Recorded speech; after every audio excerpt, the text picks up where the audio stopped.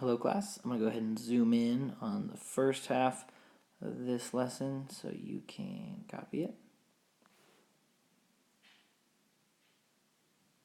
And then here is the second half of the lesson. Alright, so keeping with the trend, lesson number 3 is still about division, and we are going to be dividing fractions by fractions that have the same denominator. So let's go ahead and take a look at our question. We see, how do I divide fractions with same denominators? Now, yet again, our task is going to be split up into different steps. This one only has 2 steps, so let's start here with step 1. Step 1, we model and label the first fraction. The example we're going to be working with is 6/7 divided by 2/7, and you can see here that they have the same denominator of 7. So, again, step 1, model and label the first fraction. The first fraction is 6/7.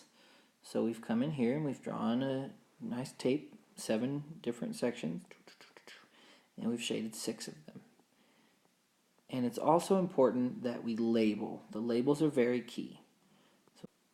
So step 2 in this process, which we see here, we are going to need to count how many groups of the second fraction are in the shaded portion. So if you remember, our second fraction, which I'll circle here in red, is 2/7. Okay? So when we look at our model, 6/7 that we drew, we want to count how many groups of 2/7 are in the shaded portion. Okay, so if we start here with 0/7, then we got 1/7 and 2/7. Okay, so this is one group of 2/7. All right, and then if we start here at the 2/7 plus 1 is 3, plus 2 is 4, so that's another set of 2/7. Okay, and then lastly, we go from 4 to 5 to 6, so that's adding 1/7 and then one more, which is 2/7. So here we see another group of 2/7. Okay, so we have 1, 2, 3 groups of 2/7. And our answer is that there are 3 groups of 2/7 in 6/7. So therefore, 6/7 divided by 2/7 equals 3. If you notice, what you're doing here is you are dividing these denominators. 6 divided by 2 equals 3. Okay. It won't always come out an even number, but we'll do some examples of that in class.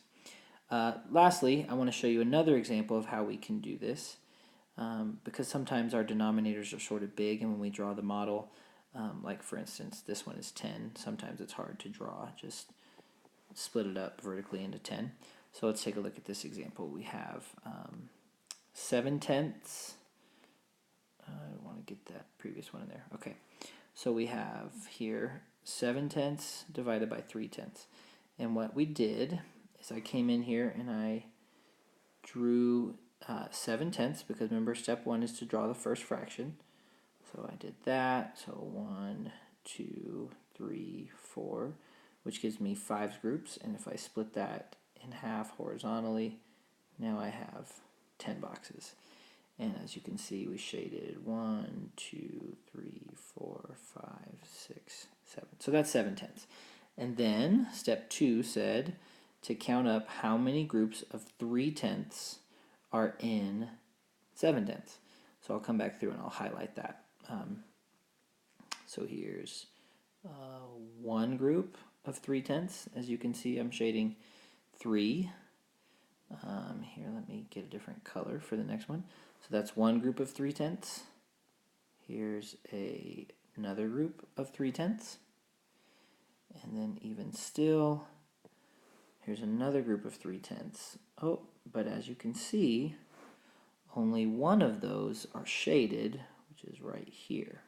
So we have one full group of 3/10, then 2 full groups of 3/10, and then we have 1 out of 3. because the 1 is shaded. So we have 1 full group plus 1 full group plus 1/3 of a group is 2/3. So our answer over here is 2 1/3.